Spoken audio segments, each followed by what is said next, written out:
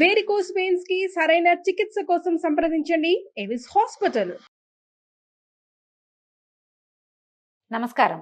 విష్ణు పురాణం 22వ భాగంలోకి వచ్చామండి. ఇంచుమించు మనం భాగవత కథాసుధలో వినేటువంటి కృష్ణ గాథలనే ఇప్పుడు కూడా మనం వింటున్నాం. కృష్ణుని శైశవ గాథల్లో ఉన్నాం. అయితే గోపకాంతల ఇళ్లలోకి వెళ్ళి పాలు పెరుగు వెన్న ముచ్చిలించి దొంగిలించి తిని పారేసి అల్లరి చేస్తున్నటువంటి కృష్ణ గాథలని గోపకాంతలు వచ్చి యశోదాదేవికి చెప్తే, నువ్వు ఇంట్లో ఉన్నట్టే ఉంటావు, ఎప్పుడు ఇలాంటి దుందుడుకు పనులు చేస్తున్నావు, మన ఇంటికి లేదా పోదా, ఎందుకు ఇతరుల ఇళ్లలోకి వెళ్తావని ఆవిడేం చేసిందట, ఒక తాడుతోటి కవ్వపు తాడుతోటి ఈ పెంకెగా ఉన్న కుమారుణ్ణి నడుం చుట్టి ఒక రోలు కట్టి ఇక్కడే ఉండు అని పిల్లవాడిని ఇంట్లో కూర్చోబెట్టుకుని ఆవిడ లోపలికి వెళ్ళిపోయిందట వేరే పని చేసుకోవడానికి. ఈ కృష్ణుడు అదురుతూ బెదురుతూ తల్లిని మిగిలిన యాదవ పడుచుల్ని చూస్తూ తల్లి కొడుతుందేమో అన్నట్టుగా నటిస్తూ అందరూ చూస్తూ ఉండగానే ఆ రోలు ఈడ్చుకు వెళ్ళి ఇంటికి ఎదురుగా కొంత దూరాన ఉన్న ఒక జంట మద్ది చెట్ల దగ్గర మధ్యలో ఇంచి వెళ్ళాడట. ఆ ఈడవటం వల్ల ఈ రోలు ఒత్తుకుని ఆ రెండు మద్ది చెట్లు విరిగి పడిపోయాయి. ఆ పడటం పెద్ద మోత. ఆ మోత గొల్లపల్లెలో భీకరంగా ప్రతిధ్వనించింది. ఆ సమయంలో అక్కడ ఉన్నవారంతా వడివడిగా వచ్చి పడి ఉన్న చెట్లను రోలితోటి ఆడుకుంటున్న బాలకృష్ణుని చూసి ఆశ్చర్యపోయారు. అక్కడి నుంచి కొంతమంది పడుచులు బెరబెర వెళ్ళి, ఓయమ్మ యశోద, నీ గారాల కొడుకు చూడు ఏం చేశాడో, ఆ రోలు ఇడ్చుకుపోయి ఈ మద్ది చెట్లను రెండింటిని పడగొట్టేశాడు, వాటి మధ్య ముద్దు ముద్దు మాటలాడుతున్నాడు, ఇంతటి చిన్నపిల్లాడు ఇలాంటి పనులు చేయగలడా, నీ కొడుకు సామాన్యుడు కాదమ్మా, ఇవిడేదో రాక్షసుడు అని అరిచి చెప్పేసరికల్లా ఆమె పరిగెత్తుకుంటూ వచ్చిందట. సంభ్రమాశ్చర్యాలతోటి తెల్లబోయి పరిగెత్తుకుంటూ వచ్చి చూస్తే ఈ రోలుకి నడువుకి రోలు కట్టుంది తాడు, ఆ తాడుతోటే ఆడుకుంటున్నాడు పిల్లాడు. కానీ పక్కల రెండు పెద్ద పెద్ద మద్ది చెట్లు పడి ఉండటం కనపడింది. తెల్లబోయి, అమ్మ బాబోయ్, ఇంకా కొంచెం ఏదైనా సమస్య వచ్చేదని భావించి పిల్లాడికి దిష్టి తీసి ఆనంద బాష్పాలతోటి అభిషేకం చేసిందట.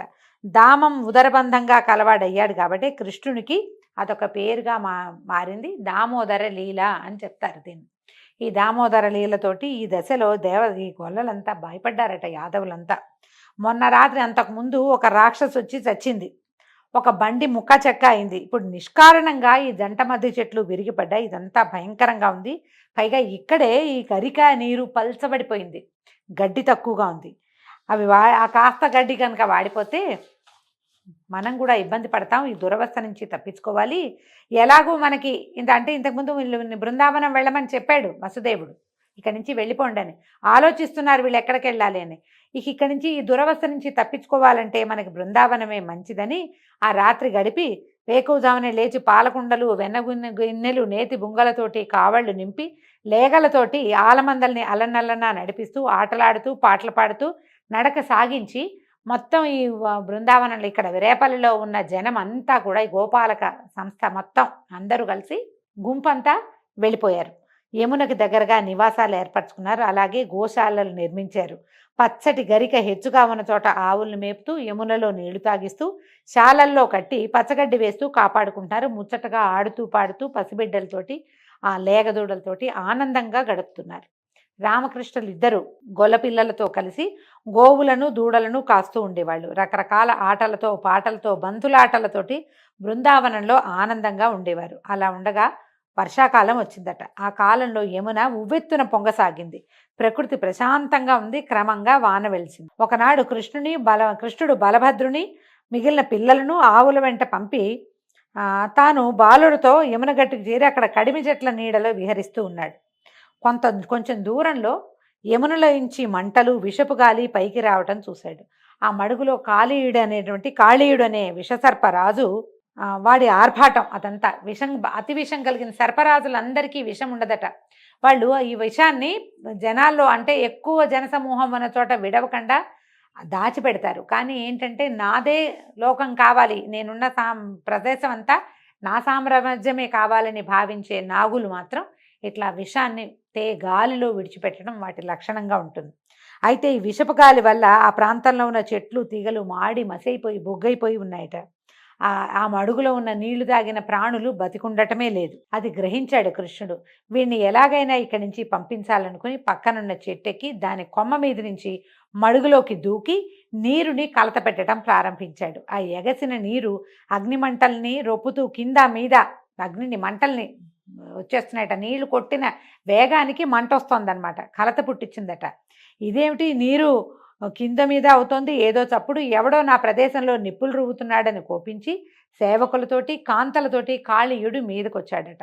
తోకతో వీపు చుట్టి కాలు చేయి కదలకుండా బంధించి విషాగ్ని జ్వాలలు రుపుతూ కోరలతో కరుస్తూ బాలకృష్ణుడిని పరిపరి విధాలుగా బాధించాడు. ఆ దశలో గట్టున చెట్టు కింద ఉన్నటువంటి గోపబాలురు భయపడి పరుగు పరుగున పోయి నందయశోదలకు శ్రీకృష్ణుని స్థితిని ఏడుస్తూ చెప్పారు.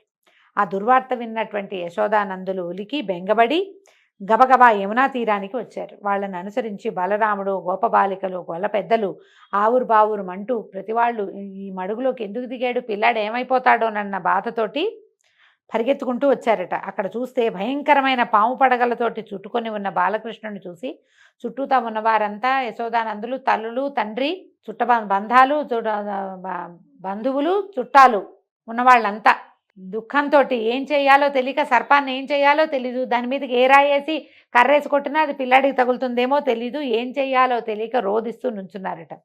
బలభద్రుడు వాళ్ళని ఓదార్చలేక కృష్ణుడిని చూసి ఇట్లా అన్నాడట, నీ మహిమ తెలియలేక తల్లిదండ్రులు చుట్టాలు విలపిస్తున్నారు, చూడు ఎంతసేపు ఈ లీల కృష్ణ. భూలోకంలో ఉన్న దుష్టుల్ని సంహరించి ధర్మవర్తుల్ని సంరక్షించడానికి అవతరించినటువంటి ఆదినారాయణమూర్తివి ఇంకా విజృంభించి ఈ పాము గర్వాన్ని అణిచి బయటికి రా, వీళ్ళు దుఃఖంతో ఏమైపోతారో అన్నమాట వినేసరికి అది చిన్ని తమ్ముడు చిరునవ్వుతో చూసి శరీరాన్ని పెంచాడట. ఆ పాము ఇట్లా బిగించి ఉంది కదా, దాని కట్లు ఇట్లా పెద్దవైపోయి సాగిపోయి పటపటామాని పేలిపోయినాయట. వెంటనే కృష్ణుడు కాళీయుని తలల మీదకి ఎగిరి కాళ్లతో చిత్ర విచిత్ర గతులతోటి నాట్యం చేయటం ప్రారంభించాడు. 2 చేతులతోటి 2 తలలు పట్టి నడిమి తలపై నిలిచి పాదఘటనలతో పగిలేటట్టుగా తంతున్నాడట. తల పగిలి నెత్తురు కారుతూ బలహీనుడైన కాళీయుడు ఒకంత వెలితిగా అయిపోయాడు. ఏదో భయం వేసేసింది. అప్పటిదాకా ఏదో చేస్తున్నాడు, గట్టిగా బిగించి తోకతో కొట్టడానికి, కూరలతో కరవడానికి ప్రయత్నం చేస్తున్నాడు. ఎప్పుడైతే ఈ తలలు చితకొట్టబడుతున్నాయి, శరీరం సాగిపోతోంది అన్ని పక్కల నుంచి, దాంతో శక్తిహీనుడై వంగి లొంగి ఉన్న భర్తను చూసినటువంటి వాడి భార్యలు వాడిపోయిన మొహాలతోటి నాగకాంతలు 2-3 వచ్చి కృష్ణుని బతిమలాడుకున్నారట. దేవాధిదేవ వాసుదేవ దేవకీనందన సకల లోక జగ రక్షాదక్ష రక్షించు దేవా, లోకాలన్నీ ఆశ్రయించి ఉన్న నీ పాదాల బరువును అల్పబలుడైన ఈ నాగరాజు మోయగలడా? నువ్వు గజరాజువి, మా భర్త దోమగా ఉన్నాడు, మా మనవి మన్నించు, వాడి తప్పు క్షమించు, మాకు పతిభిక్ష అనుగ్రహించు అని దీనస్వరంతో ప్రార్థించేసరికి కరుణించి కృష్ణుడు కాళీయుని తోకలు వదిలిపెట్టాడట. కిందకి అడుగేశాడు. అప్పుడు నెత్తురు కక్కుతున్న నోటితోటి కళ్ళు మూసుకుపోయి ఆ కళ్ళకు కనపడకుండా కళ్ళకి పొరలు కమ్మిపోయి బొంగురు గొంతుకుతోటి ఉన్న కాళీయుడు అన్నాడు, పద్మదళాక్ష, ఆనాడు నీ ఆజ్ఞని తలదాల్చి సముద్రంలోంచి నా భార్యలతో సహా వచ్చి నేను ఇక్కడ ఉన్నాను. నా వల్ల కలిగిన తప్పేముంది? కాగా నా జాతి పాపజాతి, నువ్వు నన్ను నా జాతిలో పుట్టించావు, నా జాతిని ప్రవృత్తిని అనుసరించి కదా నేను ప్రవర్తించేది, నా తప్పేముంది? సరే ఏదో ఒకటి అయ్యింది, ఇప్పుడు నన్ను ఏం చేయమంటావో ఆజ్ఞాపించమంటే కాళీయుని మాటలకు కరుణించిన కృష్ణుడు, నువ్వు ఇంక ఇక్కడ ఉండద్దు, ఈ ప్రాంతం నుంచి నీ వాళ్ళందరినీ వెంబడబెట్టుకుని సముద్రానికే పో, నీ పడగ మీద నా పాద చిహ్నాలు చూసినటువంటి గరుడు నిన్ను బాధించడు అని అనగా కాళీయుడు తన వారందరినీ తనతో ఉంచుకుని మడుగులోంచి బయలువెడలి సముద్రానికి చేరి దాంట్లోకి ప్రవేశించాడట. తర్వాత కృష్ణుడు ఆ మడుగులోంచి గట్టు మీదకి రాగా గోపికలు గోపకులు పరమానందంతో కరతాళ ధ్వనులు చేస్తూ కౌగలించుకున్నారు. యశోదానందులు పిల్లవాడిని కావలించుకుని వాడి శిరసు మూర్కొని వీపు నిమిరి ముద్దులు పెట్టుకుంటూ ఆనందంగా సంతోషంగా పిల్లవాడిని ఎత్తుకుని గోకులంలోకి వెళ్ళిపోయారు. శ్రీకృష్ణుని సాహస కృత్యాన్ని ప్రస్తుతిస్తూ అందరూ గోకులంలోకి వెళ్ళారట. ఇలాగా రామకృష్ణులు గోపబాలుడితో కలిసి వింత వింత పనులతో వాళ్ళని వినోదింపజేస్తూ బాల్య చేష్టలతోటి ప్రవర్తిస్తూ గోపాలకురుగా ఉన్నారు. అయితే ఒకసారి గోపబాలుడితో కలిసి ఆలమందల వెంట వెళ్ళి ఒక తాటివనానికి చేరారట. ఈ తాళవనం కథ మనం భాగవత కథాస్తుతులు కూడా చాలా విశేషంగా వినపడుతుంది. విష్ణు పురాణంలో కూడా అదే విశేషంగా చెప్పబడింది. పశువులను మేతకు విడిచి తాము తాటి చెట్ల కింద కూర్చున్నారు. ఒకంతసేపటికి కొంతమంది పెద్ద పిల్లలు వచ్చారు. గోపబాలుర్లలో పెద్దవాళ్ళు వచ్చి, మనం ఇక్కడ ఉండద్దు, ఈ తాటి తోటలో ధేనుకుడు మొదలైన రాక్షసులు ఉన్నారని పెద్దవాళ్ళు చెప్తారు, ఇంకో చోటికి పోదాము, ఈ తాటితోపులో వద్దు, ఇక్కడ ధేనుకాసురుడు ఉన్నాడట అనేసరిగా రామకృష్ణులు బెదరకండి, ఇక్కడ రాక్షసులుంటే వాళ్ళని హతమార్చి ఈ తాటితోపులోకి అందరూ ప్రవేశించేలాగా చేద్దాం, ఎంత రుచికరమైన తాటిపళ్ళ వాసన వస్తుంది, మనని వీటి నుంచి చెడగొడితే ఎట్లా? తాటిపళ్ళని ధేనుకాసురుడు తిండు, మనం తింటాం, మనం తినవలసిన ఆహారం ఉన్న చోటికి మనకి వెళ్ళే అవకాశం ఉండాలి, కాబట్టి ఇక్కడ అడ్డం ఉన్న వాళ్ళందరినీ నేను సంహరిస్తానని చెప్పి మేము సంహరిస్తామన్నారు అన్నదమ్ములు ఇద్దరు. తోట లోపలికి వెళ్ళటం మొదలుపెట్టారట. వెళ్ళి నలుదిక్కులు మార్మోగేలాగా భీకరంగా అరవటం మొదలుపెట్టారు. ఆ ఘోష విన్న ధేనుక ప్రముఖులైన రాక్షసులు గాడిద రూపాలతోటి వచ్చి ఈ కృష్ణుడిని పలు విధాలుగా బాధించడం మొదలుపెట్టారట. అది చూసి బలరాముడు తన మీదకి వచ్చిన రాక్షసులను పట్టి తాటి చెట్టుకి దాపు చేసి గిరగిరా తిప్పి కొడుతూ తుండేలుగా విరకొట్టేశాడట. ముక్కా చెక్కా చేసేసాడు ఒక్కొక్క దాన్ని. అంతే ధేనుకుడు గాడిద రీపుతో వచ్చి కృష్ణుడిని ఎదిరించగా కృష్ణుడు వాడి కాళ్ళు పట్టుకుని గిరగిరా తిప్పి చెట్టుకేసి కొట్టి వాడి ప్రాణాలు తీశాడు. వాడి వెనకున్నటువంటి రాక్షసులు బెదిరిపోయారు వాడి చావును చూసి. వెళ్ళిపోయి ప్రళంబాసురుడిని చేరి ఈ ధేనుకాసురుడు చనిపోయాడు అన్న మాట విషాద వార్తని వాళ్ళకి తెలియజేశాడు. ప్రళంబుడు అనుకున్నాడట, ఏదో ఒక ఉపాయంతో ఈ అన్నదమ్ములు తెల్లటివాడొకడు నల్లటివాడొకడు అన్నా తమ్ముడుగా కనపడుతున్నారు, వీళ్ళ సంగతి దెబ్బ చూడాలి, ఎలాగైనా ఒక దెబ్బ కొట్టాలని ఆలోచిస్తున్నాడు. ఈ విధంగా ఆ తాటి తోటని రాక్షసుల బాధ నుంచి విముక్తి పొందించి మనుషులు పశువులు స్వేచ్ఛగా విహరించడానికి యోగ్యంగా చేశారట. ఆ తాళవనంలో ఆటపాటలతోటి తోటి గోపకులతోటి వాళ్ళతో సంతోషంగా ఉంటూ గోవుల్ని సంతోషపెడుతూ తాటి చెట్లకి తాటిపళ్ళు అందరి కోసం కిందకి విసురుతూ సంతోషంగా ఉన్నారట. అయితే ఒకనాడు ఈ ప్రళంబాసురుడు అనేవాడు ఒక గోపాల బాలుకుని రూపంలోకి వచ్చి ఈ గోపబాలుడితో కలిసి ఆటలాడుతూ ఈ బలరాముడిని ఒకళ్ళ మీద ఒకళ్ళు ఉప్పు ఎక్కించుకుంటారట. పిల్లల్ని ఉప్పు ఎక్కించుకుని పరిగెత్తటం అనమాట. ఈ బలరాముడిని భుజాల మీద ఎక్కించుకుని భయంకరమైన నిజ రూపంతో ఆకాశంలోకి ఎగిరిపోయాడట. ఎగిరేసరికల్లా ఎప్పుడైతే తనని ఎత్తుకున్నవాడు రాక్షసుడన్న గమనం వచ్చిందో ఈ బలభద్రుడు బరువు పెంచాడు. భూభారాన్ని మోయగలిగిన ఆదిశేషుణ్ణి ఎవరైనా మోయగలరా? ఆయన తన బరువు పెంచేసరికల్లా ఈ ప్రళంబాసుడు దాబ్బుమని కింద పడబోయేసరికల్లా కృష్ణుడు కనుసొంగ చేయగా బలరాముడు ప్రళంబుని జుట్టు ఎడమ చేత పట్టి ఈ ప్రళంబాసుడిని జుట్టు పట్టుకుని ఊపి కింద పడేశాడట. కాలుతో గుండె నదిమి పిడికిటి పోట్లతోటి తల చితకొట్టేశాడు. ఆ పిడికిటి పోట్లకి ప్రళంబుడు తల పగిలి నెత్తురు కక్కుంటూ మరణించాడు. ఆ తీరున ఈ ప్రళంబాసురుడు మరణించడం చూసి గోపబాలుడు ఆనందంతో చిందులు దొక్కుతూ చప్పట్లు కొడుతూ బలభద్రుడిని తెగ పొగిడారట. ఈ పొద్దుపోయే సమయానికి అందరూ గోకులానికి చేరి బలరాముడి చేత ప్రళంబుడు ఎలా మరణించాడో కథలుగా వినిపించారు పిల్లలు. అది విన్నటువంటి పెద్దవాళ్ళంతా ఆశ్చర్యానంద పరవశులయ్యారు. ఈ విధంగా రామకృష్ణులిద్దరూ ఆశ్చర్యకరంగా అందరికీ ఆనందంగా ప్రవర్తిస్తూ ఉన్నారు. ఇలా ఉండగా కొంతకాలానికి శరత్కాలం వచ్చిందట. అప్పుడు నందాదులు ఇంద్రప్రీతిగా యాగం చేయాలని సంకల్పించి దానికి కావలసిన సామగ్రి అంతా సమకూర్చుకుంటుంటే కృష్ణుడు నందుడిని అడిగాడట, తండ్రి, ఏమి కోరిక ఇంద్రుని కూర్చి మీరేదో చెయ్యాలనుకుంటున్నారు, ఏ కోరికలతోటి అని ప్రశ్నించేసరికి నందుడు ఏమన్నాడంటే, ఇంద్రుని మాటపై మేఘాలు సమృద్ధిగా వాన కురుస్తాయి, దానివల్ల భూమి సస్య సమృద్ధితోటి రాణిస్తుంది, పంటలు సంతృప్తిగా ఉంటాయి, దానివల్ల ప్రజలంతా సుఖంగా జీవిస్తారు, దేవ సంతర్పణలు ఏ లోపము లేకుండా జరపాలి, దానివల్ల ఆవులు పచ్చటి గరికని కడుపు నిండా మేసి కడవల నిండా పాలిస్తాయి, ఏ విధంగా ఎలాంటి కొరత లేకుండా మన జీవితాలు గడుస్తాయి, కాబట్టి లోకోపకారకంగా ఏటేటా ఇంద్రోత్సవం చేస్తాను నాయన, నిరుడు కూడా చేశాను, నువ్వు ఇప్పుడు చిన్నపిల్లాడివి కాబట్టి నీకు తెలియలేదు అంటే ఈయన ఏమన్నాడు కృష్ణుడు, ఇంద్రుడికి కోపం వచ్చే ఒక మాట అన్నట్ట, అయ్యా దైవం నిర్ణయించిన ప్రకారం జీవితాలు గడుస్తాయి, కాగా వారికి ధర్మశాస్త్రం నిర్ణయించినట్టుగా నడవాలి, మనకి గోవుల్ని పెంచడం వాటి వల్ల బతకటమే ప్రధానం, ఆ విధంగా ప్రకృతికి సంబంధించి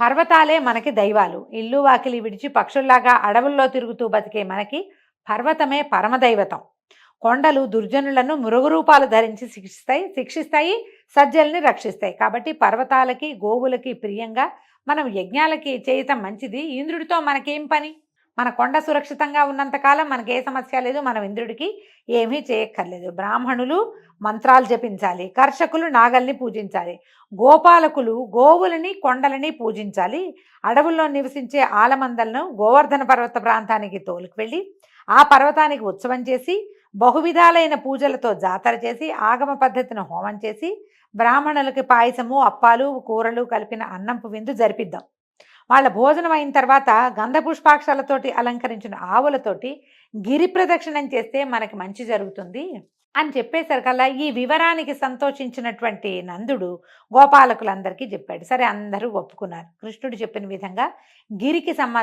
గోవర్ధన గిరికి సంబంధించిన యజ్ఞాన్ని నిర్విఘ్నంగా చేశారు. తర్వాత గోవులతో వృషభాలతో కలిసి ఆటలాడుతూ పాటలు పాడుతూ చప్పట్లు చరుస్తూ గిరి ప్రదక్షిణం చేశారట.